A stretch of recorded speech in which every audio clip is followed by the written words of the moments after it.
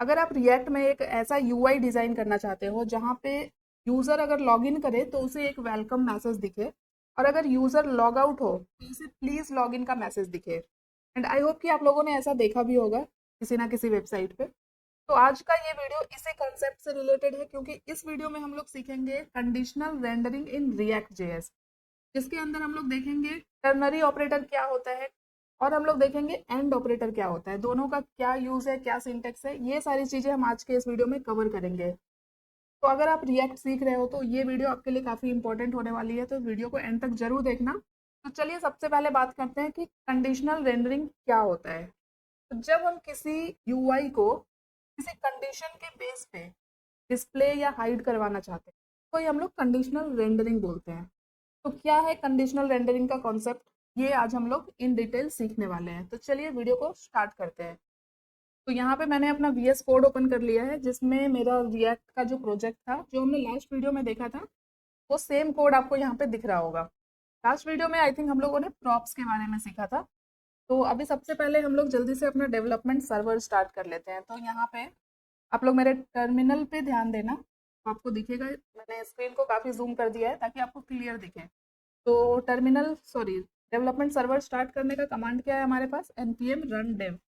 Enter किया मैंने, यहाँ पे लिंक आ चुकी है, इसे क्लिक किया मैंने, और ये मेरा डेवलपमेंट सर्वर स्टार्ट हो चुका है। और ये सारे कोड हमने लास्ट की वीडियो में जो प्रॉप्स के बारे में पढ़ा था उससे रिलेटेड है। तो अभी मैं यहाँ पे क्या करूँगी, थोड़ा सा स्क्रीन को मैं यहाँ पे छोटा करूँगी फिर से, और टर्मिनल को क्लोज कर देते हैं फिलहाल के लिए। हमारा सर्वर स्टार्ट हो चुका है, तो अभी टर्मिनल की जरूरत नहीं है मुझे। यहाँ पे अभी जो पूरा कोड लिखा है ना, मैं app.jsx के अंदर हूँ, ये ध्यान देना आप। इस product.jsx को मैं अभी क्लोज करती हूँ और इस पूरे कोड को मैं यहाँ पे हटाती हूँ। ठीक है, मेरा app.jsx पूरा क्लियर हो चुका है। अब हम लोग बिल्कुल स्टार्ट से ये app.jsx का कंपोनेंट बनाएंगे। तो शॉर्टकट क्या है हमारे पास, RAFCE लिखा मैंने, एंटर किया। ये पूरा एक कंपोनेंट का स्ट्रक्चर यहाँ पे मुझे मिल गया है। और ये क्यों होता है ये मैंने आपको लास्ट वीडियो में भी बताया था। एक एक्सटेंशन है ES7, उसे आप लोग इंस्टॉल कर लेना तो आप भी ये चीज़ कर पाओगे। चलो अभी हम लोग देखते हैं कंडीशनल रेंडरिंग। तो जैसा कि आपको नाम से ही समझ में आ रहा है, कंडीशनल मतलब कि हम कुछ ना कुछ कंडीशन चेक कर रहे होंगे यहाँ पे। तो सबसे पहले ये जो ऐप कंपोनेंट है, रिटर्न से ऊपर, ये आप ध्यान देना।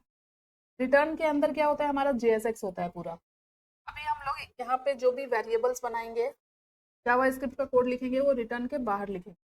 तो यहाँ पे मुझे एक वेरिएबल बनाना है क्योंकि हम लोग कंडीशन चेक करने वाले हैं। तो कॉन्स्ट लिया मैंने, एक वेरिएबल बना लेते हैं, इज लॉग्ड इन। ठीक है, कैमल केस में लिखा है मैंने वेरिएबल का नाम, इक्वल टू की वैल्यू अभी के लिए मैं यहाँ पे ट्रू कर देती हूँ। एंड अभी हमें इस वेरिएबल के बेस पे एक कंडीशन चेक करना है, तो हम लोग यहाँ पे इफ एल्स कंडीशन यूज करेंगे। अभी मैं इस पूरे रिटर्न वाले पार्ट को मैंने यहाँ से हटा दिया। अभी यहाँ पे हम लोग इफ कंडीशन चेक करते हैं। हमें कंडीशन क्या चेक करना है कि यूजर लॉग इन है या लॉग आउट है। तो हमने वेरिएबल क्या बनाया है, इज लॉग्ड इन। ठीक है, इफ एल्स कंडीशन का सिंटेक्स आपको पता ही होगा क्या होता है। मैंने इफ कंडीशन लिया, ब्रैकेट में यहाँ पे ये जो वेरिएबल मैंने बनाया था वो पास किया है। अब इफ के अंदर क्या चेक करते हैं हम लोग, ट्रू की वैल्यू चेक होती है इफ के अंदर। तो ये चेक करेगा, इस वाले वेरिएबल की वैल्यू को यहाँ पे चेक करेगा, और क्या रिटर्न करेगा, रिटर्न। यहाँ पे एक H1 लेते हैं और इसके अंदर जो भी हमें मैसेज दिखाना है ट्रू पे, वो मैसेज इस H1 के अंदर पास कर देंगे। जैसे कि अगर वैल्यू ट्रू है मीन्स कि यूजर अगर लॉगिन है तो क्या दिखेगा उसे, वेलकम। एंड अगर वैल्यू ट्रू नहीं है तब हमारा एग्जीक्यूट होता है एल्स वाला पार्ट। तो यहाँ पे एल्स के अंदर क्या रिटर्न करवा देंगे, अगर यूजर लॉगिन नहीं है तो क्या रिटर्न करेगा, रिटर्न करेगा प्लीज लॉगिन। इस लॉगिन की वैल्यू क्या है, ट्रू है। इट मीन्स कि इफ कंडीशन सक्सेसफुल हो रहा है, तो हमें क्या दिखना चाहिए आउटपुट में, वेलकम। अभी मैंने यहाँ पे स्क्रीन को थोड़ा एडजस्ट किया है ताकि आपको कोड भी दिखे और आउटपुट भी दिखे साथ ही साथ। तो अभी यहाँ पे इफ वाला कंडीशन चला मेरा, तो मुझे ये वेलकम मैसेज यहाँ पे दिख रहा है। अगर मैं यहाँ पे इस वेरिएबल की वैल्यू को ट्रू से फॉल्स कर दूँ तब क्या होगा, एल्स कंडीशन एग्जीक्यूट होगा। एक बार रिफ्रेश करते हैं तो ये देखो, एल्स के अंदर जो मैसेज दिया हमने प्लीज लॉग इन, वो एग्जीक्यूट हो। तो ये सिंपल इफ एल्स है। अगर ट्रू हुआ तो मेरा इफ वाला कंडीशन चलता है, और अगर फॉल्स हुआ तो एल्स का कंडीशन एग्जीक्यूट होता है।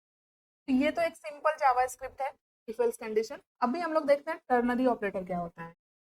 तो अभी मैं इस पूरे इफ एल्स को यहाँ से हटाती हूँ, ठीक है। और अब हम लोग यहाँ पे रिटर्न ऐड कर लेते हैं। इस रिटर्न के अंदर हम लोग सबसे पहले क्या करते हैं, एक फ्रैगमेंट ऐड कर लेते हैं। तो आप डिव भी लिख सकते हो या सिंपल ब्रैकेट देके भी छोड़ सकते हो, ठीक है।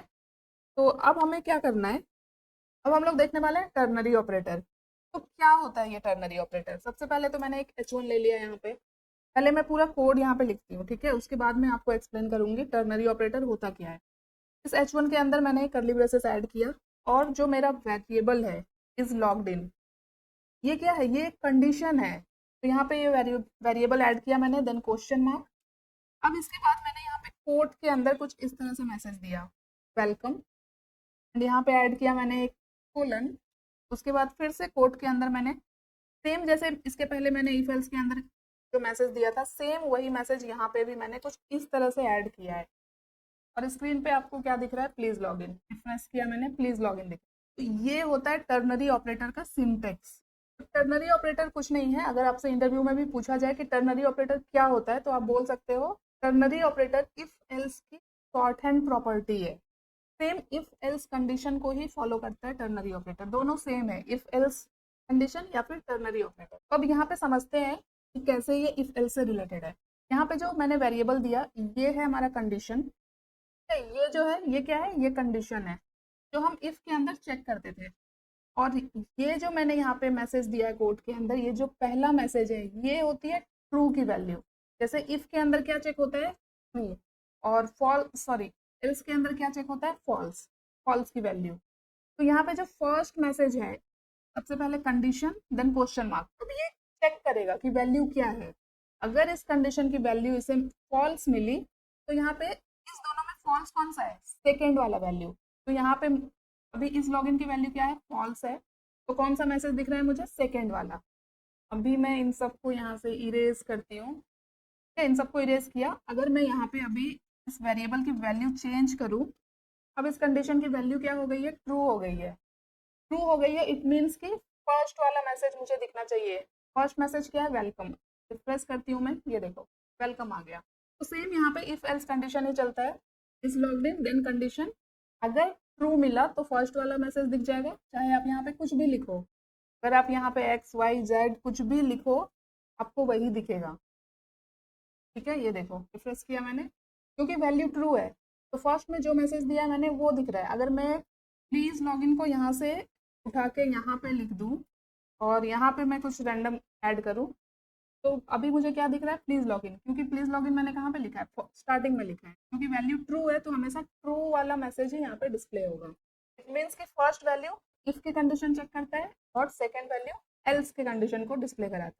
तो ये होता है टर्नरी ऑपरेटर, और ये सिंटेक्स होता है टर्नरी ऑपरेटर का। अभी मैं इसे वापस से ऐसे ही कर देती हूँ, इसको यहाँ से हटा के यहाँ करती हूँ, और यहाँ पे फिर से मैं लिख देती हूँ वेलकम। आई होप अभी आपको टर्नरी ऑपरेटर क्लियर हो गया होगा। अब हम लोग देखते हैं एंड ऑपरेटर क्या होता है। तो एंड ऑपरेटर के लिए अभी मैं इस लाइन को यहाँ पे कमेंट आउट करती हूँ, और देखते हैं एंड ऑपरेटर क्या होता है। तो सेम कंडीशन सेम रहेगा, वेरिएबल सेम रहेगा। यहाँ पे एंड ऑपरेटर को लिखने का सिंटेक्स क्या होता है, सेम कर्ली ब्रेसेस ऐड किया मैंने H1 के अंदर, और यहाँ पे हम लोग कंडीशन क्या चेक कर रहे हैं, इज लॉग्ड इन। और एंड ऑपरेटर का जो सिंटेक्स होता है वो होता है इस तरह से, डबल एंड आप ऐड करोगे तो इसको हम लोग एंड ऑपरेटर बोलते हैं रिएक्ट के अंदर। यहाँ पे हम लोग डायरेक्टली कोई भी एक यूआई डिस्प्ले करवाएंगे, तो एक H2 टैग ले लेते हैं, और यहाँ पे मैसेज देते हैं वेलकम यूजर। रिफ्रेश किया मैंने, तो ये देखो एंड ऑपरेटर डायरेक्टली एक यूआई ही रिटर्न कर रहा है। तो यहाँ पे अगर मैं इस H1 को भी हटा दूँ तो भी हमारा काम चल जाएगा। ये देखो यहाँ पे H2 की जगह आप H1 कर लो।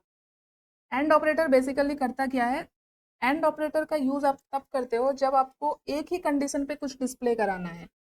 अगर इसकी वैल्यू, इस कंडीशन की वैल्यू ट्रू है, तो ये जो यूआई है ये डिस्प्ले करा दो। और अगर ट्रू नहीं है तो फिर कुछ भी डिस्प्ले नहीं होगा। जैसे कि अभी तो ट्रू है तो ये डिस्प्ले हो जा रहा है H1। अभी मैं अगर इसकी वैल्यू को यहाँ पे फॉल्स कर दूँ, फॉल्स, तो देखो जो मैसेज जो डिस्प्ले हो रहा था यूआई, वो अब डिस्प्ले नहीं हो रहा है। तो एंड ऑपरेटर एक ही कंडीशन पे काम करता है। तो जब हमें कुछ ऐसा करना हो जहाँ पे हमें सिर्फ एक ही कंडीशन के बेस पे कुछ यूआई डिस्प्ले कराना हो, तब हम लोग एंड ऑपरेटर का यूज़ करते हैं। अगर कंडीशन ट्रू हुआ तो हमारा यूआई डिस्प्ले हो जाएगा, और अगर कंडीशन ट्रू नहीं हुआ तो हमें कुछ भी डिस्प्ले नहीं होगा। ये काम होता है एंड ऑपरेटर का। वापस से मैंने ट्रू कर दिया, रिफ्रेश किया, ये हमारा यूआई डिस्प्ले हो जा रहा है। तो ये होती है कंडीशनल रेंडरिंग रिएक्ट के अंदर। इन चीज़ों को हम कहाँ पे यूज़ कर सकते हैं ये आपको थोड़ा बहुत आइडिया मिल ही गया होगा। जैसे कि यहाँ पे मैं आप लोगों को एक छोटा सा एग्जांपल दिखाती हूँ जो आप लोग अपने छोटे से प्रोजेक्ट में यूज़ कर सकते हो। जैसे हमने टर्नरी ऑपरेटर पढ़ा अभी, ठीक है, तो एक H1 लेते हैं और यहाँ पे एक टर्नरी ऑपरेटर लगाते हैं जल्दी से, इज लॉग्ड इन, और सिंटेक्स क्या है, क्वेश्चन मार्क। अगर ट्रू हुआ, कंडीशन ट्रू हुआ तो हमें क्या दिखना चाहिए, you are logged in. And अगर ट्रू नहीं है तो क्या दिखेगा, you are logged out. Refresh करते हैं, ये देखो ये कंडीशन क्या है, ट्रू है, तो फर्स्ट वाला मैसेज क्या है, यू आर लॉग्ड इन। यहाँ पे मुझे यू आर लॉग्ड इन दिख रहा है। अब इसके बाद हम लोग एक बटन लेते हैं, एक बटन बनाते हैं जिसके अंदर भी मैसेज चेंज होगा इस मैसेज के अकॉर्डिंग। तो इसमें हम लोग क्या करेंगे, सेम यहाँ पे भी इसी कंडीशन को चेक करेंगे, इज लॉग्ड इन, ठीक है, क्वेश्चन मार्क। ये दोनों जो यूआई है दोनों डिस्प्ले होना चाहिए, ये H1 भी और ये बटन भी, और इस मैसेज के हिसाब से बटन के टेक्स्ट को भी मुझे चेंज करना है। तो वैल्यू अगर ट्रू है तो मुझे क्या दिख रहा है, यू आर लॉग्ड इन। तो ऑलरेडी अगर लॉग इन है तब हमें बटन पे क्या दिखाना है, लॉग आउट। जब आप किसी प्रोफाइल पे लॉग इन हो तो उसके बाद आप क्या कर सकते हो, लॉग आउट कर सकते हो। तो बटन पे क्या दिखेगा मुझे, लॉग आउट। और अगर यूज़र लॉग्ड आउट है, अगर यूज़र ने लॉग इन नहीं किया है, तब बटन पे हमें क्या दिखाना है, लॉग इन, कि आप लॉग इन कर लो। रिफ्रेश करते हैं, बिल्कुल उस टाइप से समझते हैं। वेरिएबल क्या है हमारा, इज लॉग्ड इन, जिसकी वैल्यू मैंने दी है ट्रू। और यहाँ पे टर्नरी ऑपरेटर के अंदर सबसे पहले मेरा H1 है, जिसके अंदर हमने टर्नरी ऑपरेटर लगाया है, जहाँ पे कंडीशन चेक हो रहा है, इज लॉग्ड इन, इसकी वैल्यू ट्रू है या फॉल्स है। अगर ट्रू है तो मुझे ये वाला मैसेज दिखा दो, फर्स्ट जो मैसेज है वो दिखा दो। अगर फॉल्स है तो मुझे ये वाला मैसेज दिखा दो, सेकेंड मैसेज। वैल्यू क्या है, ट्रू है, तो कौन सा मैसेज दिखा दिया यहाँ पे, यू आर लॉग्ड इन। अब आते हैं बटन पे, यहाँ पे भी कंडीशन चेक होगा कि अगर ट्रू है तो मुझे बटन पे लॉग आउट लिखा हुआ दिखा दो, और अगर की वैल्यू फॉल्स है, लॉग इन लिखा हुआ दिखा दो। अगर मैं यहाँ पे इसकी वैल्यू को अभी फॉल्स कर दूँ तो देखो सारी चीज़ें चेंज हो जाएगी। H1 के अंदर इसकी वैल्यू फॉल्स हो गई तो कौन सी वैल्यू दिखेगी, सेकेंड वाली। तो ये सेकेंड मैसेज दिख गया। अभी वापस से बटन पे देख सकते हो आप, अभी इसकी वैल्यू क्या हो गई, फॉल्स। तो कौन सा मैसेज दिखेगा बटन पे, लॉगिन, यहाँ पे लॉगिन। तो आपको एक थोड़ा सा आइडिया आ गया होगा कि कंडीशनल रेंडरिंग आप लोग कहाँ यूज़ कर सकते हो। अभी इसके ऊपर कोई लॉजिक नहीं है, जस्ट कंडीशनल रेंडरिंग हमने देखा जिसके अंदर हमने टर्नरी ऑपरेटर सीखा और हमने एंड ऑपरेटर के बारे में सीखा। ये चीज़ें जब आप एक बड़ी वेबसाइट, एक प्रोजेक्ट बनाओगे तो आपको बहुत काम आएगी। तो इसलिए आपको बेसिक कॉन्सेप्ट पता होना चाहिए, क्या होता है कंडीशनल रेंडरिंग, किस तरह से टर्नरी ऑपरेटर काम करता है, एंड ऑपरेटर किस तरह से काम करता है, तभी आप उसको यूज़ कर पाओगे अपने प्रोजेक्ट। तो आई होप आपके लिए वीडियो हेल्पफुल रही होगी और आपको कंडीशनल रेंडरिंग अच्छे से क्लियर हो गया होगा। अगर ये वीडियो आपके लिए हेल्पफुल रही, आपको कुछ सीखने को मिला है, तो वीडियो को लाइक कर देना और इसे और लोगों तक शेयर किया करो। एंड मेरे आने वाले वीडियो से जुड़े रहने के लिए आप मेरे चैनल को सब्सक्राइब कर सकते हो। मिलते हैं नेक्स्ट वीडियो में एक नए टॉपिक के साथ, तब तक के लिए thank you so much guys for watching this. Bye bye.